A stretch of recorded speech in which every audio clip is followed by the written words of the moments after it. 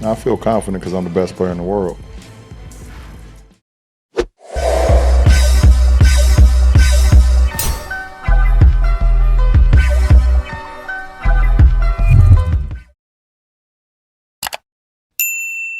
For years, I always caught so much flack, us being the better team or whatever we was at one point in the Eastern Conference Finals, and people not realizing like it's tough to get past this motherfucker. I don't care who you are, you know what I mean? And see him come to the West and be able to do the same thing. It's a testament to his greatness and his IQ to the game when he go out there and play.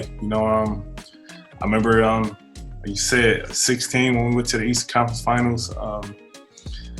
We won game 3 and 4, and it was like a whole nother mindset click for him. And the player to coach against, and one most difficult and going through in the playoffs, was LeBron James. This guy was looking in your mouth like right there and just it was telling the players exactly what was going to happen on the play that you called. And I remember, I don't know if I even told nobody other than my close circle. I remember it was a play we was trying to run, and one of our teammates forgot the play, and Bron told him the play. But I was also in the gym when I watched him on the floor against Toronto tell Patrick Patterson where he was supposed to go on the play they had called out of timeout late in the fourth quarter. He's like, "No, Pat, you're supposed to stand over there and you're going to pin down for DeMar over here." Wow. That's hilarious. That's who he is.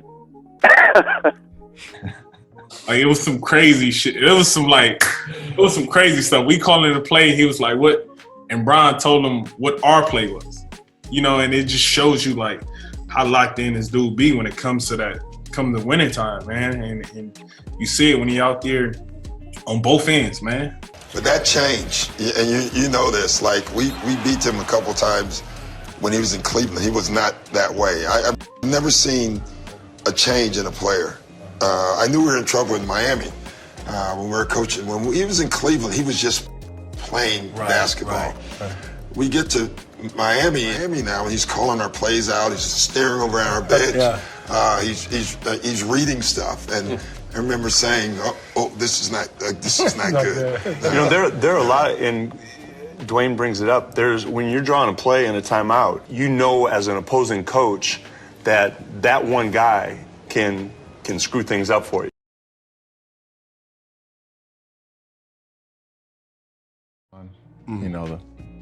So what did he say to you, and then how are you able to maintain your focus when you missed him? We respectful there, but missed him, but how did you lose sight for what you were trying to do, make the free throw and then? Okay, so we have to back up a little bit.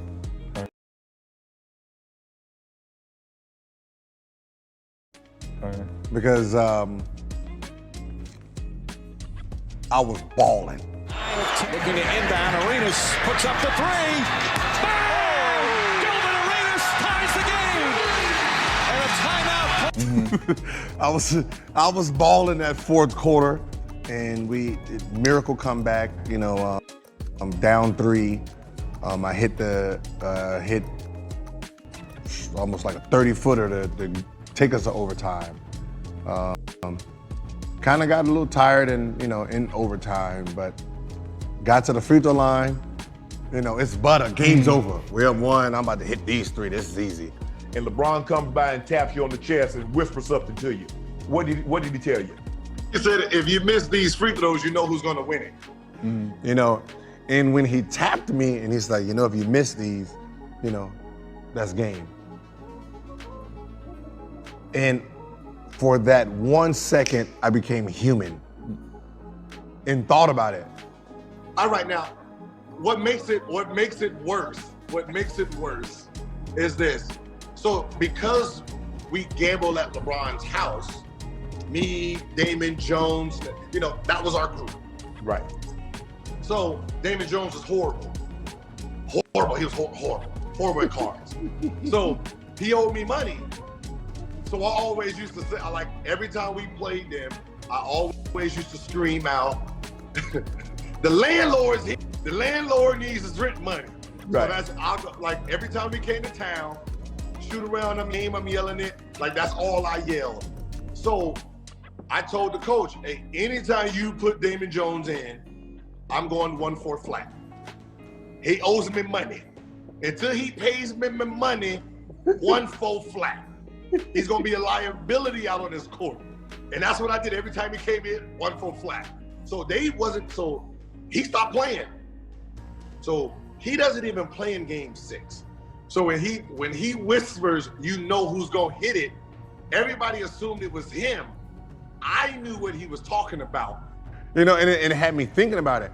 And I can even see it on my face when I watch, like, oh yeah, you're missing these, bro. Mm-hmm. And then I missed the first one, and I'm sitting there like, how the hell did I miss that? That's just so off. Mm-hmm. Missed the second one, and I'm sitting here like, yo, did this just really happen? Where did I go? I don't miss clutch free throws. And I think the thought went into my head, they really gonna put Damon Jones in and let him hit a shot. And I just missed. Like I was balling that game. Just hit the 3 to get us in overtime, playing great in overtime, very great battle. And then I see Damon Jones in there stretching, and they really put the man in. And the fact that LeBron even passed him the ball is what hurt the most. Damon Jones in the corner just came in the game for the first time in 2 games and hit the shot. Who does that? That's why I said that's why I said I went to go like do mental stuff. Right. Like with the mental training, because I was like, this didn't just happen. You didn't tell me this man was gonna come in and hit, and then he comes in and then you pass him the ball like he's done hit 5 straight threes. I need to go see some hill because I don't want to be the next Nick Anderson out here. In December. Yeah, man.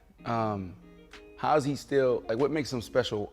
And even when you talk about mileage and how, you know, how he's doing it night in and night out, where you talk about usage rate, you talk about, you know, load management. He ain't doing what Kawhi's doing. He ain't doing what these other, KD, and I love KD, I love Kyrie, but, you know, KD just took off. AD hurt, so LeBron got to take on more with LA right now. Right, so like what makes him special? You know, you had that this dude up there. He left the hospital with more than everybody. Bro, listen. Bro, Brandon, B. Mark, this dude up there, bro. Out the womb. Bro, his shopping cart of talent when he was born was bigger than everybody's, dog. They gave him everything. Dude behind LeBron, he don't have nothing. Yeah, but you gotta give me more, man, because we know what goes into it, the sports science, how we train, how we eat, how we sleep, et cetera, et cetera. Yeah. What are we not seeing that you saw? Yeah, right? You guys have a chef for the show, right?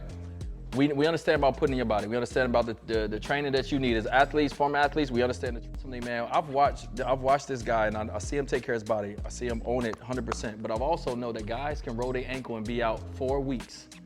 I've seen this guy roll his ankle and come back and give you about 20 in the 4th quarter. I'm talking about a bad roll ankle, and I'm like, oh, he done. He come right back. I'm out 4 weeks with this roll ankle. He come right back 4th quarter, scored 20. It was like when God made him, he was like, all right, I'm gonna give you all this. I'm gonna take everything, but I'm gonna take one thing from it. I ain't gonna give you no lining. But I'm gonna give you everything else. That's why I tell bro, I'm like, he gave you everything. He gave him everything. He just said, I'm gonna just take this one thing. But when is he gonna let it go, though? No, listen, as long as he got money, he ain't letting it go. He too rich to let it go. Do you think he carry in his pocket the GOAT conversation? Does he want to be better than MJ? He said he's the GOAT. And then after I stopped, I was like, that one right there made you the greatest player of all time. You know, everybody was just talking how they were the greatest team of all time. Like, they was the greatest team ever assembled. And for us to come back, you know, the way we came back in that fashion, I was like, you did something special. Like I said, man, bro, you my dog. You know this, though. Me and Bron been in arguments about this, though. Well, does he take that? Is he conscientious about that shit? Bron laughs at that shit, bro. Because like I feel like he's in the conversation. Why the fuck does he I feel care? like he is the conversation. He's getting compared to Michael Jordan, dog. We having real life arguments in barbershops about who's better between him and Mike. So let me ask you this: though, Fuck he gonna get mad for? He don't get mad. Bron, that's what I'm saying about Bron. That's raw as fuck to me.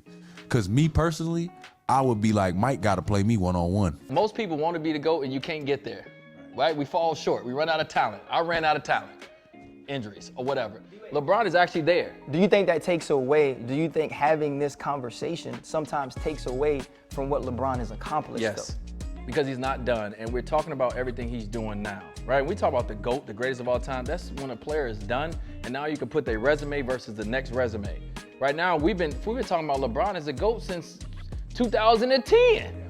We're 2021. This man still got another 5 years to play if you know, God willing, he throw. Like what I said, he will be a GOAT. Someone's gonna say LeBron's my GOAT, hands down, nothing else. Just like I say Jordan's my GOAT. It's generational GOATs. That's what people gotta understand. It's a lot of great players that play sports, but it's eras of GOATs. And everyone wanna make one GOAT. It's impossible to make one GOAT because as great as LeBron is, it will be another. This is just the way the game is. This is the way the world works. It will be another person that come in and become someone's GOAT. I mean, I don't know if it's true, but I heard that Bron saved your life. Man, look, swimming shit. Any truth to it? I just want to know if it's true. It's truth, man. What happened?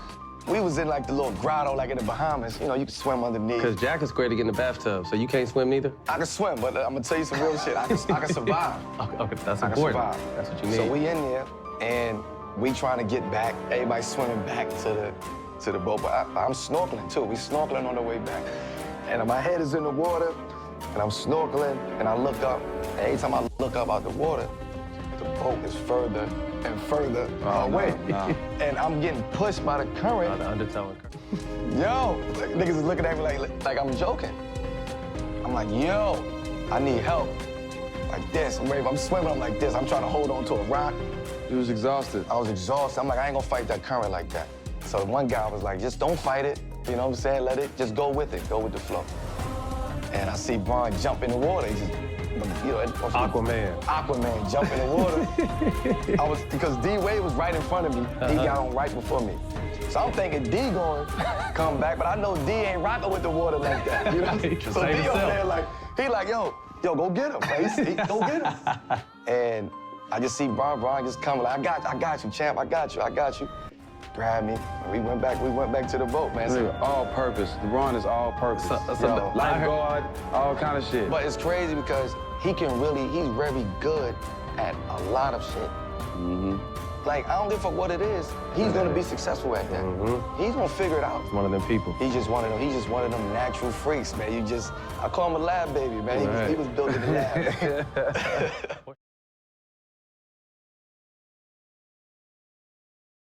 We've all been pampered, if not spoiled, to the fact that he's been consistent every year to come out with this certain level. But we forget that LeBron is great while he's playing the game. Let's just talk about his progression. Obviously, Tay, you played him. You've seen moments where he was over the top great. Talk about just his greatness and how we are spoiled as fans, and his greatness and what he's putting on the game.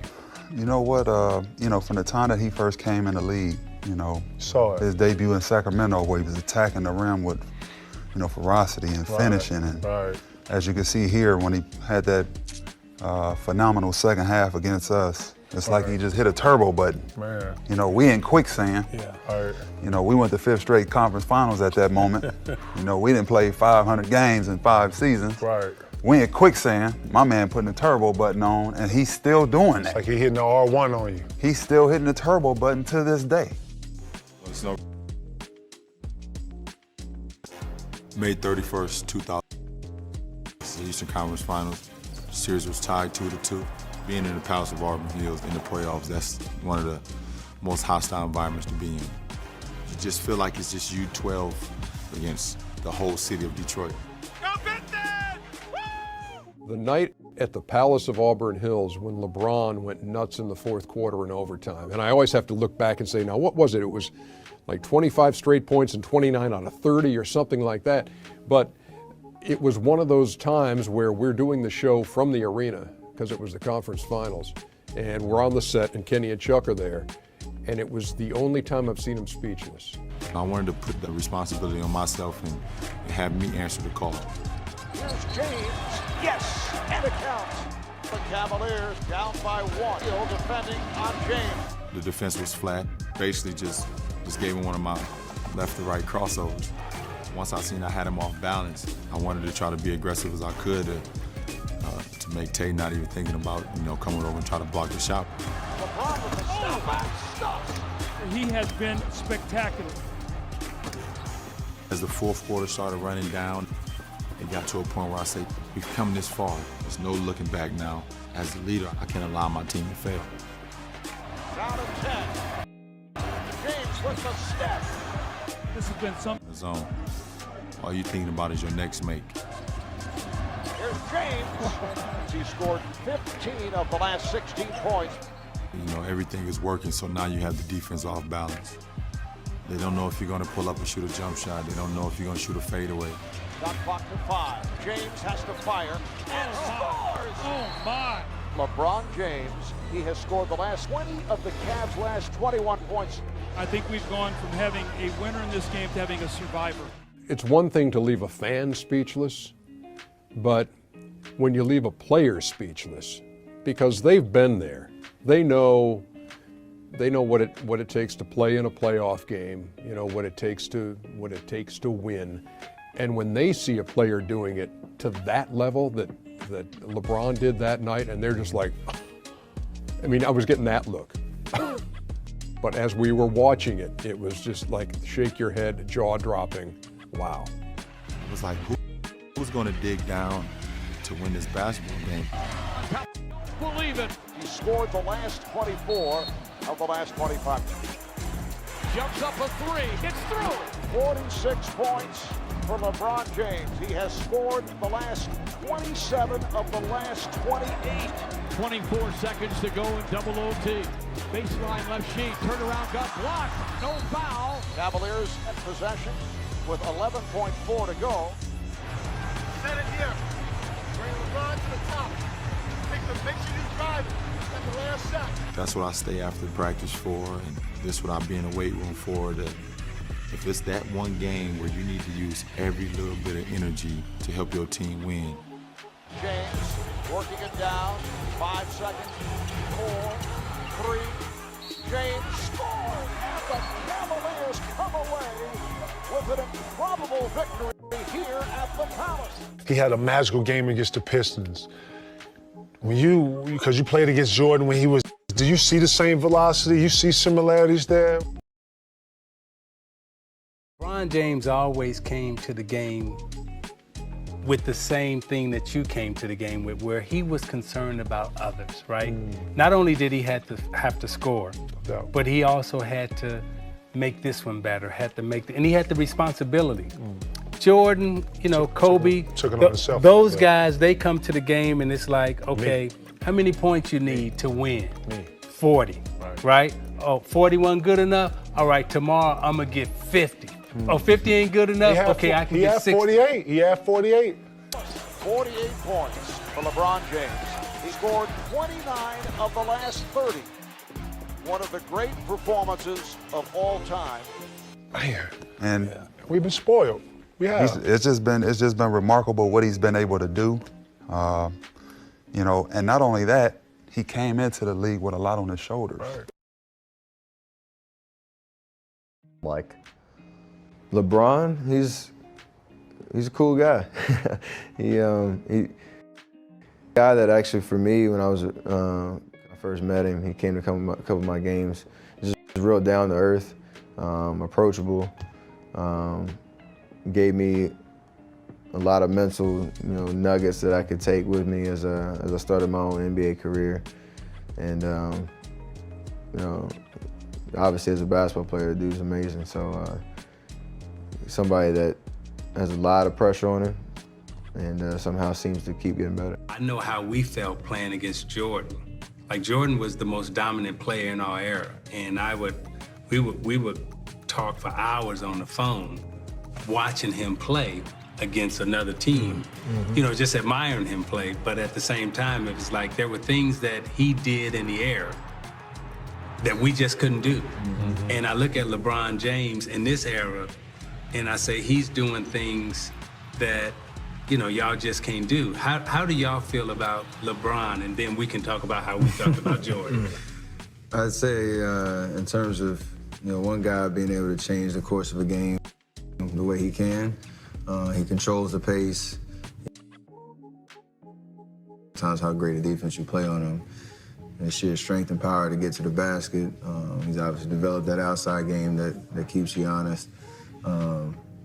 It's something that you need all antennas up, all 5 guys every night. And you know, if you don't bring it, he's liable to try to expose you. So in terms of, you know, that first championship run, matching up with him, and some of the stuff that he did on a nightly basis, it was spectacular. But you know, at the end of the day, like, that gives you even more kind of competitiveness and fire to, you know, try to figure out how to overcome it and still win. And it gives you a little bit more gratifying feeling when you do too. So, you know, do you feel like a strength difference? Because we talk about it a lot on television when we say, oh, he's so much bigger and stronger.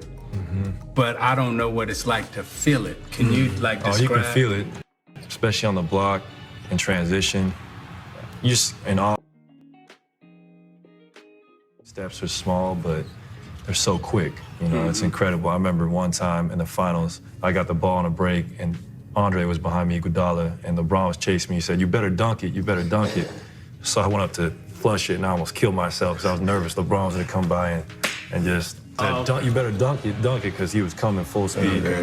So I almost, the landing wasn't pretty. So I made sure I flushed that thing because I wasn't trying to see that ball go to half court. Right. So that's just kind of the presence he has in the court. You know where he's at all the time. He's great at playing free safety, kind of like Jordan was, and I'm just in awe of the things he can do in the air. I mean, like you said, me and Steph could never do these things, no matter how much we work on our vert, how many squats we do. We'll never be able to jump 40 inches and all through our body like that. We got to get it fundamentally. We got to get it with skill, but those dudes blend it with skill and just sheer power. No nights off, and that's draining. I'll be missing, you know, that shot a little bit more extra than I would have liked, but, you know, he got a root for his team, obviously, and he was, you know, he showcased that. So, you know, I knew I had another quarter, and the fourth quarter is my favorite. Read it perfectly. LeBron 3-on-2. LeBron all the way. LeBron scores. 8 points. LeBron again. The field all the way. LBJ. Throw it down. Timeout. Cleveland. Here comes Braun all the way to score. Here we've only got 3 to shoot. Logo 3 for LeBron. It's LeBron. Just hit that big 3. Down the middle he goes. 3. LeBron stepping back for a 3. Off the court 2 in this area. 3. Oh, now. Trying to get it in the fridge. LeBron, tough shot. Nothing too tough for the King tonight. Nothing too tough. He was definitely the reason why LeBron went for 21 in the fourth quarter and outscored the whole Cavs team.